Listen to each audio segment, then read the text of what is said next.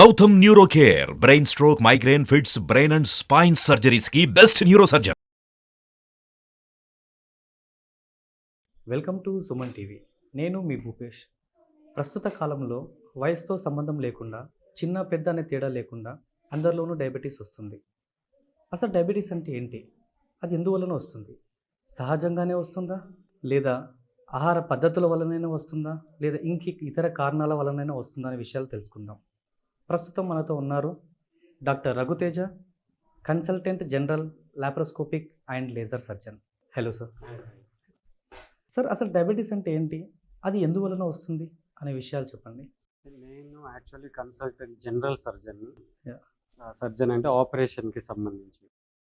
Diabetes గురించి ఫిజిషియన్స్కి ఎక్కువ తెలుస్తుంది. బట్ నేనేంటంటే లైఫ్ స్టైల్, డయాబెటీస్ ఎందుకు వస్తుంది, ఒబిసిటీ ఎందుకు, ఈ ప్రాబ్లమ్స్ పైన నేను చాలా రీసెర్చ్ చేశాను.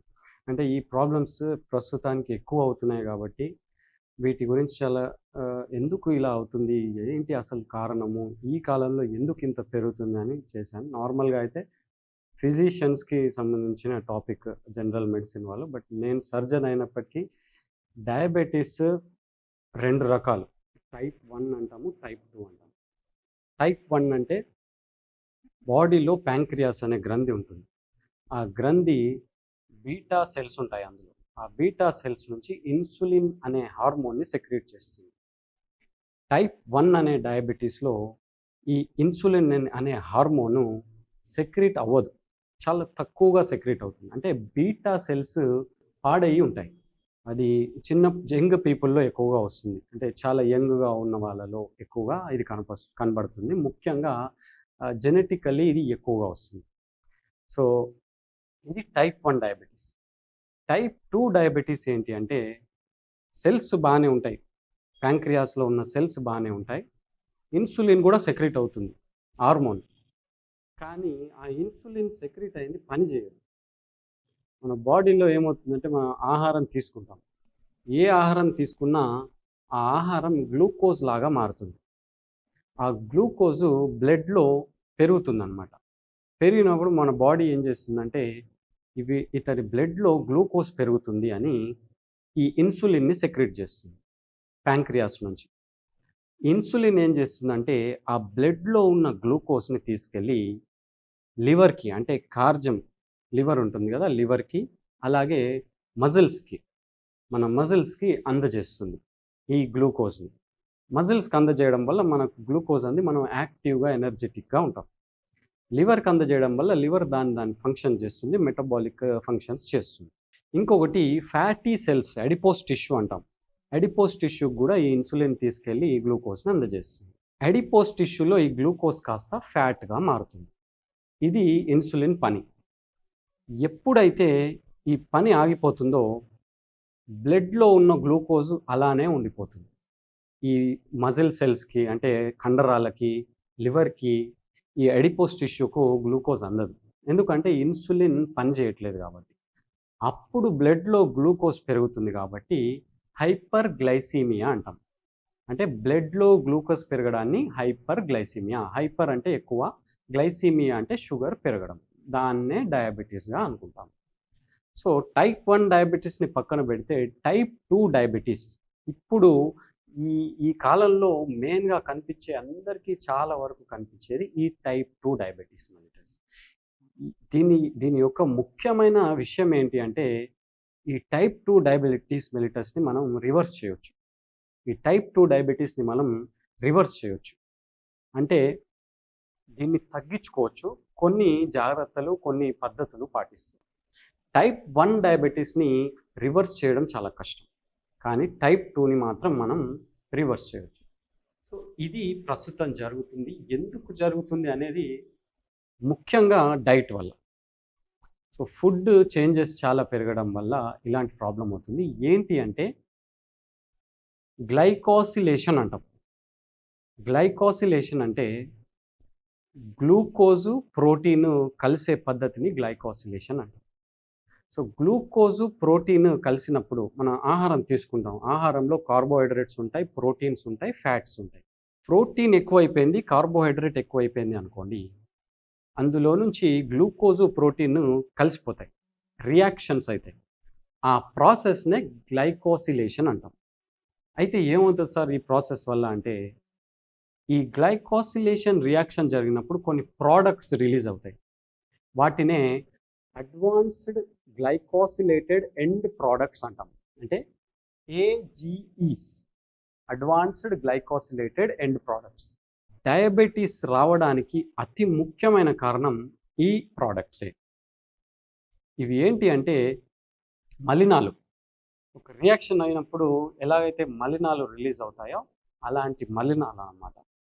సో ఈ మలినాలను బాడీలో నుంచి ఎప్పటికప్పుడు బాడీ తీసేస్తూ ఉంటుంది. ఎలా?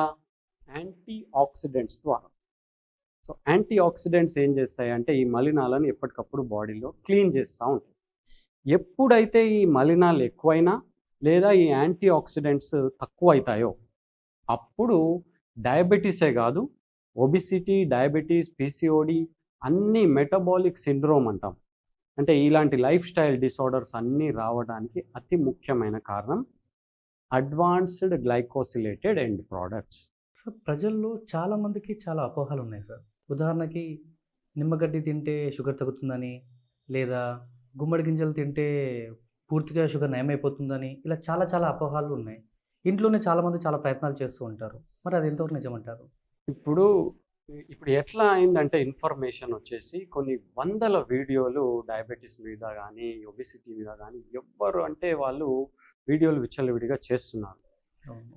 కాన్సెప్ట్ అర్థం చేసుకోవడం ఇంపార్టెంట్ ఇక్కడ. ఏది వాడడం కన్నా ముఖ్యంగా కాన్సెప్ట్ ఏంటి అంటే బాడీలో యాంటీ ఆక్సిడెంట్స్ పెంచుకోవాలి. అవి లోపలనే అయినా సరే, బయట నుంచి అయినా సరే.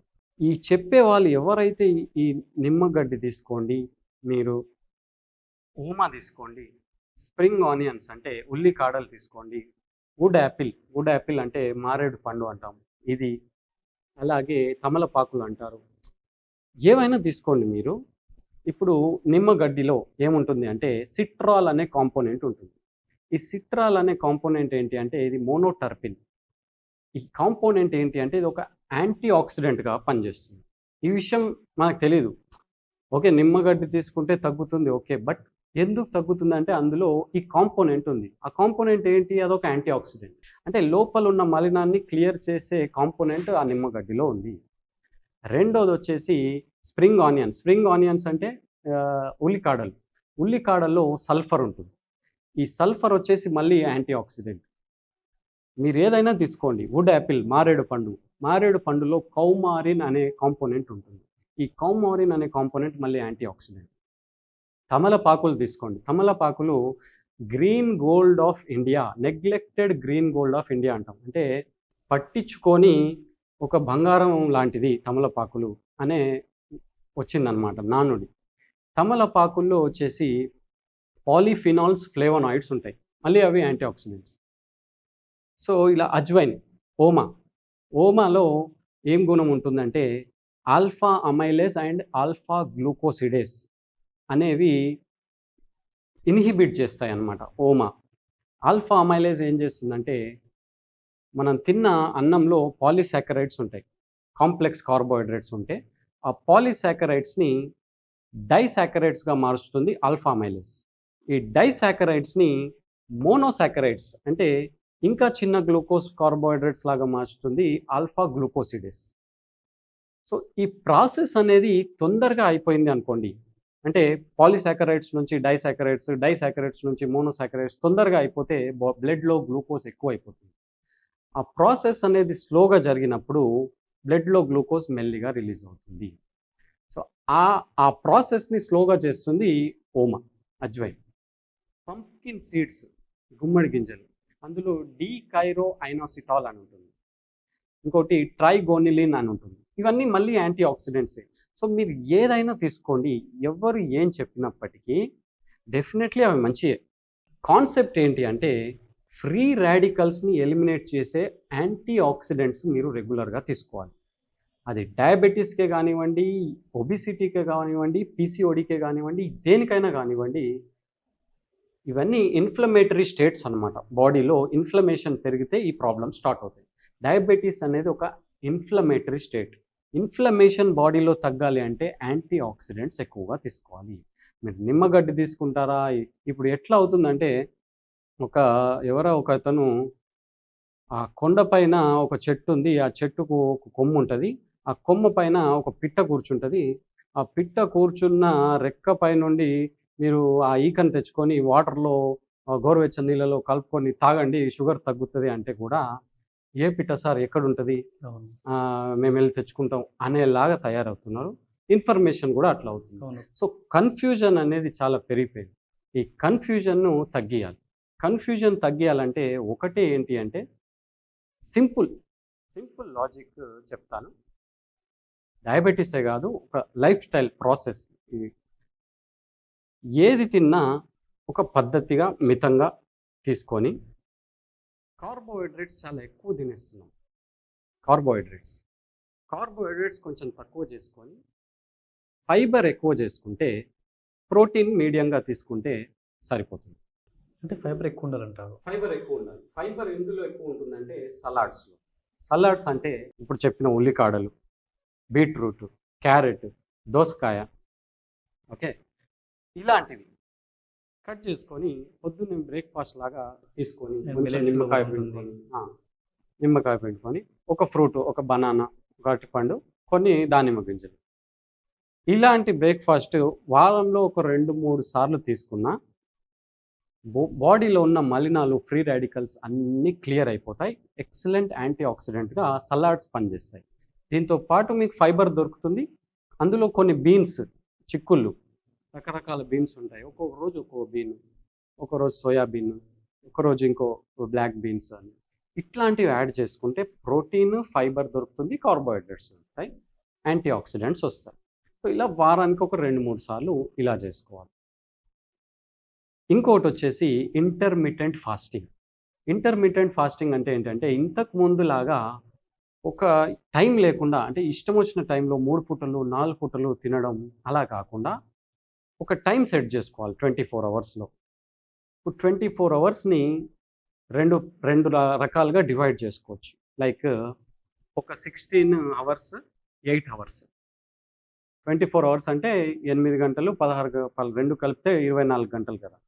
8 గంటలు రోజులో 8 గంటలు మాత్రం తినండి. అది పొద్దున్న పెట్టుకుంటారా, రాత్రి పెట్టుకుంటారా మీ ఇష్టం. ఓకే. ఏ టైం అయినా సరే. ఫర్ ఎగ్జాంపుల్ ఇప్పుడు మార్నింగ్ 9:00 ఉంది. 9:00కి గనుక మీరు స్టార్ట్ చేస్తే 5:00 ఈవినింగ్. 9-5 నేను తిందామనుకుంటున్నా. 8 గంటలు మాత్రమే. మీరు ఒక పూట తింటారా, 2 పూటలు తింటారా, 3 పూటలు తింటారా, ఎన్ని పూటలని తినండి. ఈ గ్యాప్‌లో తినండి. 9-5. 9-5. 5 టు మార్నింగ్ మళ్ళీ 9 ఖాళీ ఉంచండి. ఫాస్టింగ్. ఎందుకు సార్ ఈ ఫాస్టింగ్ ఏమవుతది దీనివల్ల అంటే, దీనివల్ల ఫ్రీ రాడికల్స్ ఎలిమినేట్ అవుతాయి. ఫాస్టింగ్ చేయడం వల్ల మలినాలు ఎలిమినేట్ అయిపోయి, ఇన్సులిన్ రెసిస్టెన్స్ తగ్గుతుంది. ఇన్సులిన్ రెసిస్టెన్స్ అంటే ఏంటి అంటే, ఇప్పుడు ఒకరు మీకు డోర్ కొట్టారు. ఎవరో ఏదో అమ్ముతానని. మీరెళ్ళి ఎక్స్‌ప్లెయిన్ చేశారు. వద్దు నాకు అని. మళ్ళీ డోర్ కొట్టారు. మళ్ళీ మీరెళ్ళి ఎక్స్‌ప్లెయిన్ చేశారు నాకొద్దు అని.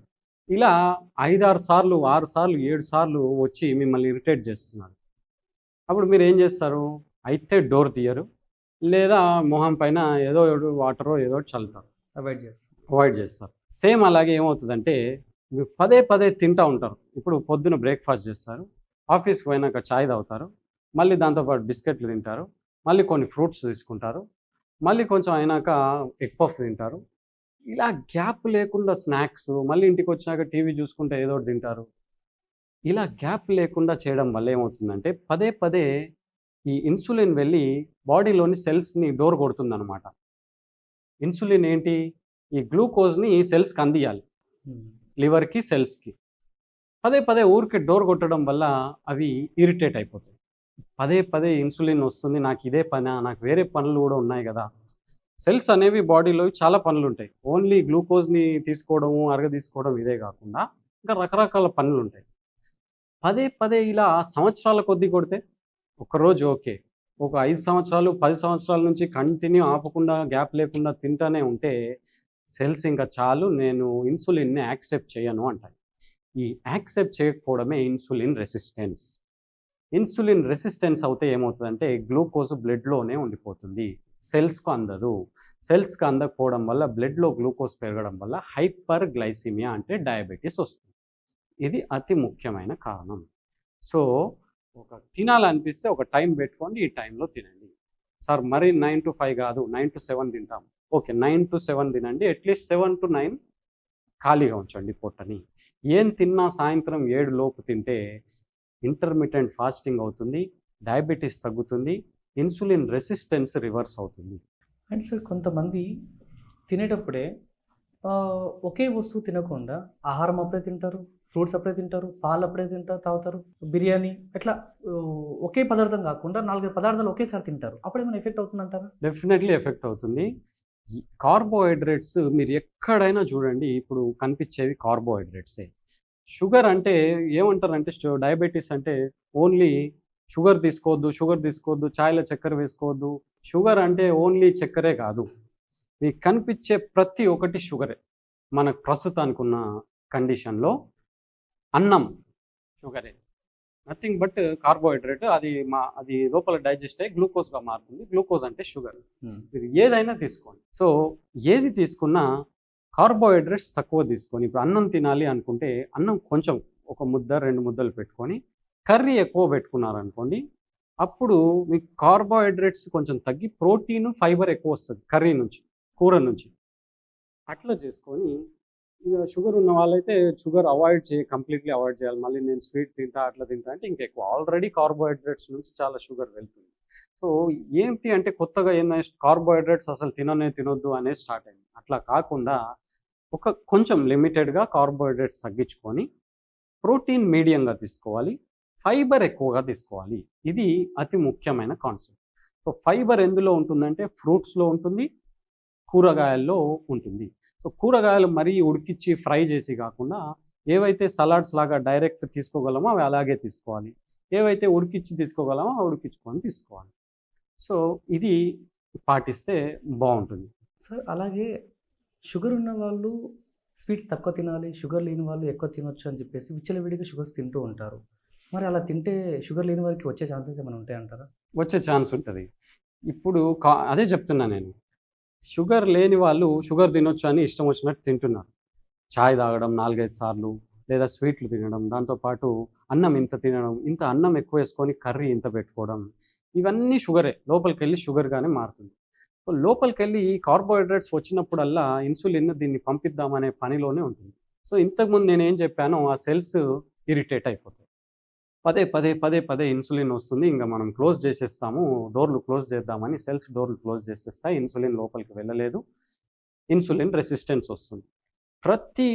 ఈ కాలంలో ఉన్న ప్రతి లైఫ్ స్టైల్ డిసార్డర్కి problem insulin resistance.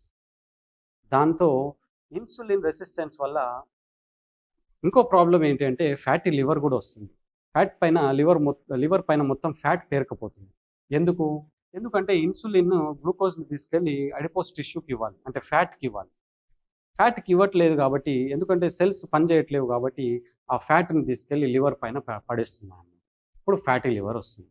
So diabetes ఉన్న వాళ్ళకి ఈ ప్రాబ్లమ్స్ అన్నీ ఉంటాయి. ఫ్యాటీ లివర్ ప్రాబ్లం ఉంటుంది, ఇన్సులిన్ రెసిస్టెన్స్ ఉంటుంది. సో తిన్నది సరిగా అరగదు, తిన్న తర్వాత ఇమీడియట్గా గ్లూకోజ్ పెరుగుతుంది. అది ఈ ప్రీ డయాబెటీస్ కొత్తగా యూత్ కూడా వీళ్ళందరికీ కూడా ప్రీ డయాబెటీస్ స్టేజ్కి వస్తున్నారు. అంటే ఇదే లైఫ్ స్టైల్ కనుక వాళ్ళు ఫాలో అవుతే డెఫినెట్లీ డయాబెటీస్లోకి వెళ్ళిపోతారు. ఓకే. ఇంకొకటి అతి ముఖ్యమైన విషయం ఏంటి అంటే రైస్. మనం తినే ఏదైతే రిఫైన్డ్ రైస్ ఉందో దాంట్లో థయామిన్ ఉండట్లేదు. థయామిన్ అంటే ఏంటి అంటే విటమిన్ B1. వైటమిన్ B1 దేనికి ఇంపార్టెంట్ అంటే ఈ గ్లూకోజ్ మెటబాలిజం మంచిగా తిన్నది సెల్స్కి అరిగి వెళ్ళేటట్టు హెల్ప్ చేసే గ్లూకోజ్ మెటబాలిజంలో హెల్ప్ అయ్యే ఈ విటమిన్ థయామిన్. అయితే ఏంటి సార్ థయామిన్ అయితే ఏంటి అంటే ఈ థయామిన్ ఉండట్లేదు. ఎందుకు ఉండట్లేదు? ఇప్పుడు పొలం నుంచి రైస్ తీసుకొస్తున్నాం, ఆ రైస్ని రిఫైన్ చేసి సన్న బియ్యంలాగా చేస్తున్నాం. ఈ రిఫైనింగ్ ప్రాసెస్లో థయామిన్ అంతా వెళ్ళిపోతుంది. థయామిన్ వెళ్ళిపోవడం వల్ల గ్లూకోజ్ మెటబాలిజం సరిగా అవ్వట్లేదు. దాంతో డయాబెటీస్, ఇన్సులిన్ రెసిస్టెన్స్ వస్తుంది. సో అందుకే చాలామంది డయాబెటీస్ ఉన్న వాళ్ళకి థయామిన్ సప్లిమెంట్ ఇస్తారు. ఇంకోటి ఆల్ఫా లైపోయిక్ యాసిడ్. ఇది కూడా సప్లిమెంట్గా ఇస్తారు. ఎందుకంటే ఈ ఆల్ఫా లైపోయిక్ యాసిడ్ ఫ్రీ రాడికల్స్ని ఎలిమినేట్ చేస్తారు. సో డయాబెటీస్ ఉన్న వాళ్ళు ఈ రెండు సప్లిమెంట్స్ తీసుకోవచ్చు. Thiamine and alpha lipoic acid అనే సప్లిమెంట్స్ తీసుకోవచ్చు. ఫుడ్స్ వచ్చేసి సలాడ్స్ ఎక్కువ తీసుకోవాలి, కార్బోహైడ్రేట్స్ తక్కువ తీసుకొని హోల్ గ్రెయిన్స్ అంటే రిఫైన్ అయినవి కాకుండా చాలా చాలా అప్పుడే దొరికినవి ఎలా అయితే ఉంటాయో ఫ్రెష్గా హోల్ గ్రెయిన్స్ అంటాం. ఓకే, రిఫైన్ అయినవి కాకుండా whole grains, nuts, seeds. Nuts అంటే కాజు, బాదాం, పంకిన్ సీడ్స్, ఫ్లాక్స్ సీడ్స్, అవిసె గింజలు ఇలాంటివి ఎక్కువ తీసుకుంటే, సన్ఫ్లవర్ సీడ్స్, ప్రొద్దుతిరుగుడు గింజలు ఇవి ఎక్కువగా తీసుకోవాలి. ఫ్రూట్స్లో వచ్చేసి పొమగ్రనేట్, దానిమ్మ మంచి యాంటీ ఆక్సిడెంట్. తర్వాత గావా అంటే జామకాయ. తీపి ఎక్కువ లేనివి ఫ్రూట్స్ తీసుకోవాలి. పేర్స్ అంటాం అవి, అట్లాంటివి తీసుకుంటే డెఫినెట్లీ డయాబెటీస్ వాళ్ళు చిన్న లైఫ్ స్టైల్ ఒక పద్ధతి చేసుకొని ఒక టైమింగ్ పెట్టుకొని టైమింగ్లో మాత్రమే తింటా, మిగతా టైంలో తినను, సలాడ్స్ ఫైబర్ ఎక్కువ తీసుకుంటా, కార్బోహైడ్రేట్ తక్కువ తీసుకుంటా, ఏదైతే ఒరిజినల్గా దొరుకుతుందో ఆ ఒరిజినల్గా తీసుకుంటా. ఈ సూపర్ మార్కెట్లో కొత్తగా ట్రెండ్ అనమాట, అన్నీ రిఫైన్డ్గా ఒక సపరేట్ దాని బాక్సే ఉంటుంది, ఒక ఏరియా ఉంటుంది. అక్కడ మొత్తం మీకు డబ్బాలు ప్యాక్డ్ ఫుడ్స్ ఎక్కువగా ఉంటాయి. సో ఈ ప్యాక్డ్ ఫుడ్స్, ప్రాసెస్డ్ ఫుడ్స్, ఎక్కువ ఫ్రై చేసిన ఫుడ్స్ ఇవన్నీ తీసుకోవడం వల్ల డెఫినెట్లీ డయాబెటీస్ ఉన్న వాళ్ళకి ఎక్కువ అవుతుంది, లేని వాళ్ళకి వస్తుంది. సార్ అలాగే డయాబెటీస్ అంటురోగము, వారిని పెళ్లి చేసుకోవద్దని చెప్పేసి చాలామంది అవాయిడ్ చేస్తున్నారు. మరి అది నిజంగా డయాబెటీస్ అంటురోగం అంటారా? లేదు, డయాబెటీస్ అనేది అంటురోగం కాదు. డయాబెటీస్ ఒకరి నుంచి ఒకరికి పాకడం అట్లాంటిది అయితే కాదు. It's a life style disorder. అది ఒక డిసిప్లిన్ లేకపోవడం వల్ల, ప్రాపర్ లైఫ్ స్టైల్ ఫాలో అవ్వకపోవడం వల్ల వచ్చేది. డెఫినెట్లీ జెనెటికల్లీ వంశం నుంచి, తండ్రి నుంచి వాళ్ళకి, కొడుకుకి కూతురికి వచ్చే ఛాన్స్ ఎక్కువ. కానీ ఒక ప్రాపర్ లైఫ్ స్టైల్ ఫాలో అవుతే ఇది డెఫినెట్లీ రాదు అని 90% చెప్పవచ్చు. మిగతాది లైఫ్ స్టైల్ ప్రాపర్ ఫాలో అవ్వకుండా ఉంటే ఆల్రెడీ వారు చాలా ఎక్కువ రిస్క్లో ఉంటారు. సో వాళ్ళకి డెఫినెట్లీ ఈజీగా వచ్చేస్తుంది. అంతే తప్ప ఇతని నుంచి వేరే ఆమెకి స్ప్రెడ్ అవ్వడము, అంటురోగంగా వెళ్ళడం, పెళ్లి చేసుకుంటే వెళ్ళడం అట్లాంటిది ఏమీ ఉండదు. సార్ అలాగే డయాబెటీస్ ఉన్నవారితోనే లేనివారు సెక్స్ ఇంటిమేట్ చేస్తే వారికి వచ్చే ఛాన్సెస్ ఏమైనా ఉంటాయా? లేదు, ఉండదు. అట్లాంటిది ఏమీ ఉండదు. డయాబెటీస్ అట్లా స్ప్రెడ్ కాదు, అది సెక్షువల్లీ ట్రాన్స్మిటెడ్ డిసీజ్ కాదు. ఓకే. సో డయాబెటీస్ అనేది మనం లైఫ్ స్టైల్ వల్ల, మన ప్రాపర్ ఫుడ్ తీసుకోకపోవడం వల్ల, టైంకి తీసుకోకపోవడం వల్ల, ఒక ఎందుకు అవుతుందో తెలియకపోవడం వల్ల వస్తుంది. ముఖ్యంగా ఫస్ట్ ఎందుకు వస్తుంది అని తెలుసుకుంటే ఇంత ప్రాబ్లం క్రియేట్ అవ్వదు. ఎందుకు వస్తుందంటే సింపుల్, బాడీలో మనం చెత్త ఎక్కువ వేస్తున్నాం. ఆ చెత్తను తక్కువ చేసుకొని మంచి ఫుడ్, గ్రీన్ కలర్ ఫుడ్స్ ఏవైనా సరే ఎక్కువ తీసుకుంటే డెఫినెట్లీ డయాబెటీస్ వచ్చే ఛాన్సే లేదు. ఎక్కడ గ్రీన్ కలర్ కనబడితే అక్కడ తీసుకోవాలి. ఆకుకూరలు, కూరగాయలు, అవకాడో, ఇంకా ఏవైనా ఫ్రూట్స్ అన్నీ తీసుకోవచ్చు. ప్రీ డయాబెట్, షుగర్ లేని వాళ్ళు రెగ్యులర్గా ఫ్రూట్స్ తీసుకోవడము ఇలాంటివి చేస్తే ఎప్పటికప్పుడు మలినాలు క్లియర్ అయిపోతూ ఉంటాయి, సెల్స్ అన్నీ ఫ్రెష్గా ఉంటాయి. ఎంత మలినం జమ అయితే అంత డయాబెటీస్కి ఎక్కువగా మీరు ఛాన్స్ ఉంటుంది. చూసారు కదండి డయాబెటీస్ పైన ఉన్న అపోహాలు డాక్టర్ మాటలోనే. Thank you sir, thank you so much. మరిన్ని విషయాలతో మళ్ళీ కలుద్దాం. సుమన్ టీవీ, నల్గొండ.